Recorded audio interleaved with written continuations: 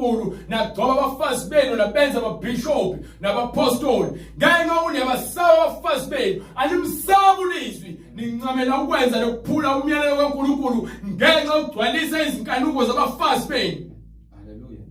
Bese nisibiza ngamasinagoge kaNkulunkulu. Isinagoge kaNkulunkulu ihamba ngeBhayibheli.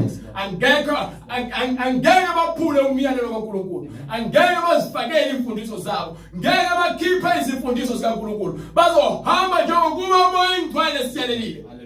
Wonke umuntu othi uyakhona angikhathali ukuthi usuhola ibandla iminyaka emingaki. IBhayibheli lona ekufekela isihole hayi wena ungathi ukuthi uhola abantu noma usikalela iminyaka ekubeni awulenzi iqiniso. Asisebenzi kanjalo. Sebenzi kanjalo. Ngakho ke uJesu wafunda ukuthobeka. Noma indodana ukulalela. Wafunda ukwenzani? Ukulalela. Yini enze lokho? Ufundisa nathi ukuthi uma siza kuye